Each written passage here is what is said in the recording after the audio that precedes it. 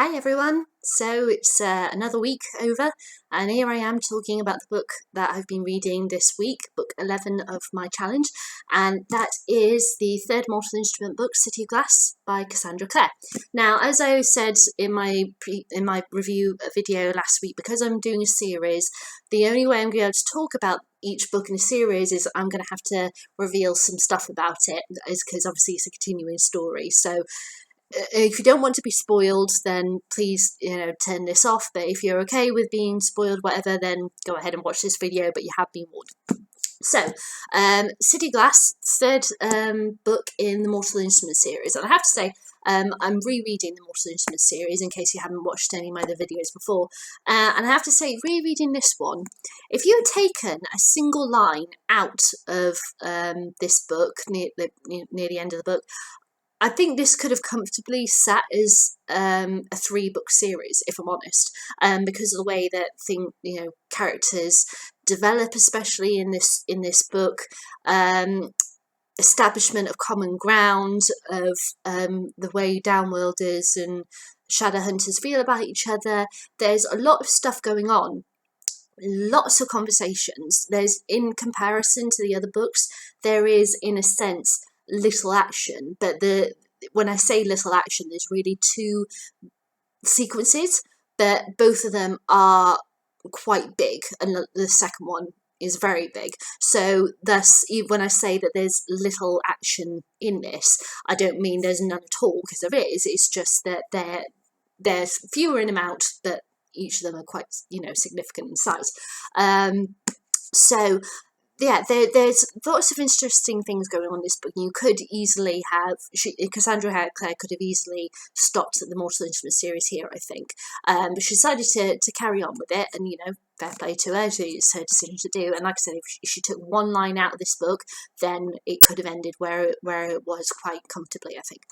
Now, as for, various characters and everything in this book, the big thing about this book is the Carrie and Jace understanding and actually knowing the truth about if they're brother and sister or not.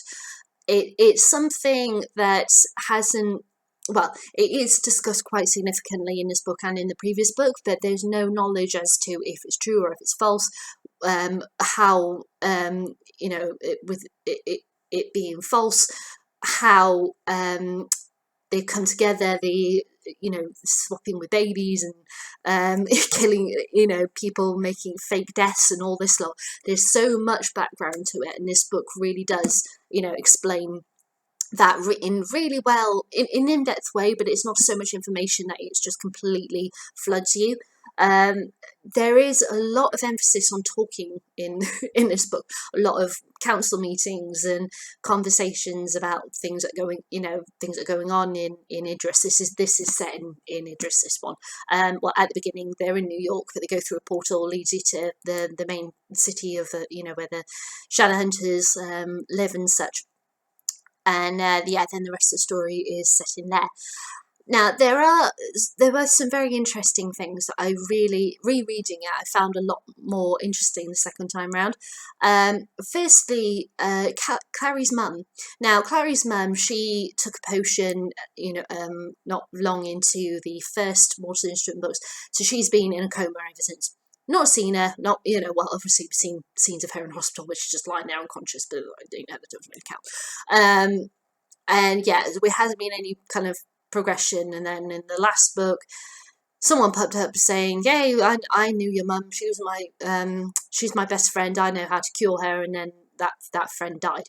So it was a bit like, oh, okay, so you're screwed. But Clary managed to find a way to get her mum to come back. And when her mum did, she was, let's just say she wasn't that pleased to see her, because she, even though she was pleased, it was kind of like she had so many questions and all this anger bubbling up inside of her, and she just kind of exploded at her mum, which I can totally understand.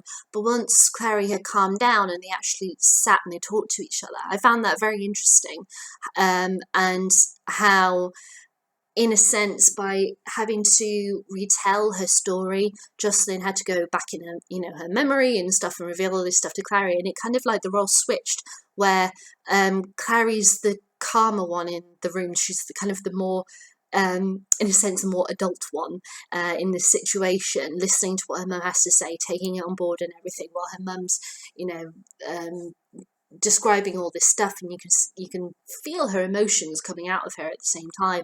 You know, sometimes she's like really overemphasizing words, kind of like a teenager would. Other times she's near breaking down, and other times she's getting, you know, kind of a bit flustered and angry. Reliving all of these memories that she had of when she was younger and why she did the things that she did. But I did find it was very nice at the end of this book, knowing that Clary and Jocelyn are okay, that, you know, they had to get all this stuff out of them, because it's the first actual conversation they've had since Clary's found out that she, of this Shadowhunter world and everything, which, you know, 2 books ago, because the last conversation they had was her mum ringing her up saying, don't come home, just don't come home, there's something happened, don't come home. And, you know, Clary had a like crash or something, and that led her to run home, and all of this stuff happened. So yeah, it's the first actual conversation that the 2 of them have had throughout these books, and yeah, Clary's getting rather angry at her mum. So you know, it's to be expected, understood. But yeah, it was very interesting seeing those 2 together, how they played off each other, and throughout the course of the book, how, you know, things change and such. And of course, how Luke plays quite a significant role in this book as well. Not just, you know, helping Clary, looking after Clary, make sure she's okay, you know, gets to Idra, she's okay there, making sure she's safe, but at the same time, he's also taking charge of this situation of trying to convince Shadowhunters and Downworlders to work together to fight against Valentine. It's a huge deal, what he's doing, what he's trying to do, and he's just gone in and he's taking the lead. And that's one of the things I love about Luke. He's so warm-hearted and he wants to help everyone, especially Clary.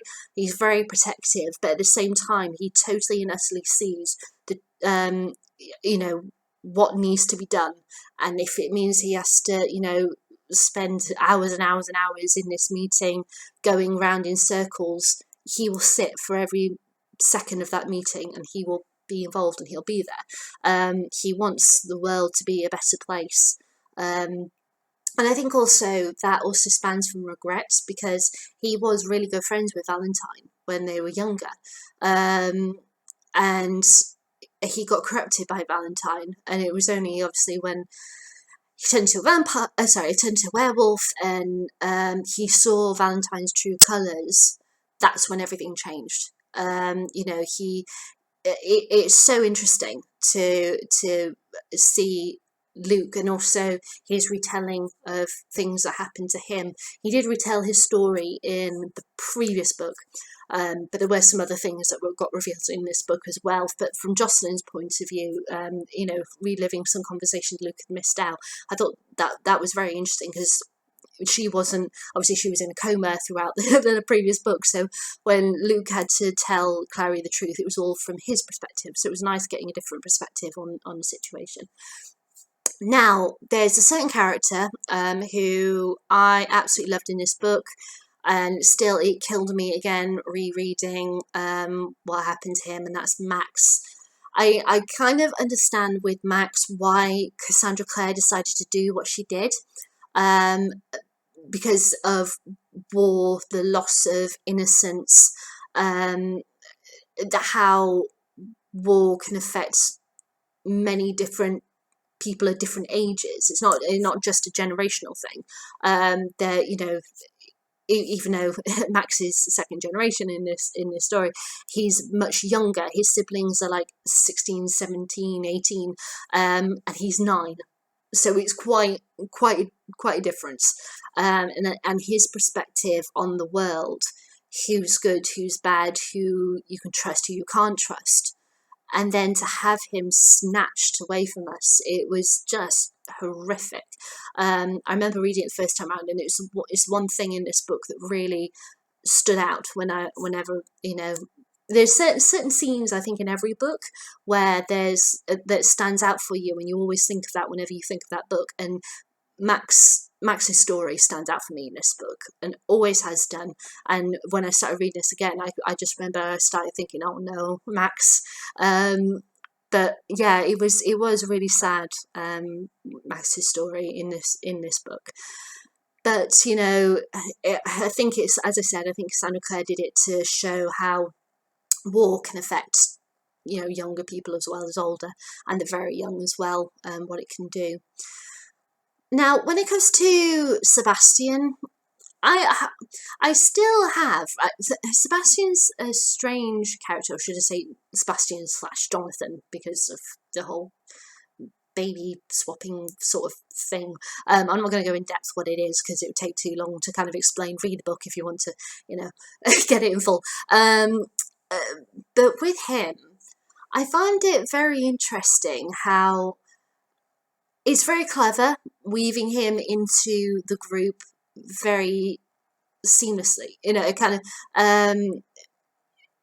the way in which he's kind of, well, woven himself into the should I say, because he's kind of turned up and taken control of a situation, taking someone's identity in the process, and just made people believe he is who he is and trust him and be loyal to him, do anything for him. And when it was revealed who he actually is, I remember when I first read it, to be honest, I wasn't that surprised, given who the way in which he kind of wove himself into the group and everything. Yeah, I was a bit like, oh, okay, right, she's done that. Now, for the end of the book, obviously he's the bad guy of the piece and everything. But the end of the book, when it gets revealed that they couldn't find his body after Jace supposedly killed him, it was a bit like, oh, okay, so he's going to come back. You just automatically knew because that was how she'd written that line. Like I said, if that line was taken out, you could have very easily ended the Mortal Instruments series there, or carried on writing it. But because by having that line taken out, his coming back, which you know is going to happen, would be so much more of a shocker. You know, I really do believe that. And with Valentine's story coming to an end in this, I liked how his story came to an end. It was, you know, very smart with the angel and everything, but at the same time, I was kind of a bit like rereading it as well, because I can't remember how I felt about it when I originally read it a couple of years ago, but rereading it, I felt a bit like, okay, it just suddenly went, you know, that's it, it's over. And she's done the same thing in the prequels, with our bad guy in the prequels, in regards to that, you know, this thing has been building up, and then this thing happens again to do with an angel, not quite an angel, but, you know, somebody pretending to be an angel, but still, it's still angel, bad guy, comes along, and that's it, done. And I had totally forgotten that was how his story ends. It's in this book. So now, having read the prequels recently, looking back at it, she's basically taken the same ending of the bad guy from City of Glass. You know, it's just a bit like I felt like a lot in the prequels, and I've said this in my other videos if you've watched them, that it kind of felt like the prequels, she was establishing various items and such that different characters use. But there are scenes where she is just mirroring it. We're just putting different characters in a situation. And she's done it, I think, with the demise of the bad guy in this book. So yeah, I enjoyed rereading it, definitely. It was good to be there again and everything with the group and that. But yeah, very interesting reading it a second time round. And I'll be moving on to the next one. So I'm going to finish there. So, have you read The City of Glass? What did you think of it? I'd love to hear what you thought. Please leave me a comment if you want to about your feelings towards the book, or if you want to show what you think another way, give me a thumbs up or a thumbs down. Entirely up to you. But yeah, I'll be back with another video announcing what the next book will be, and I will be back soon.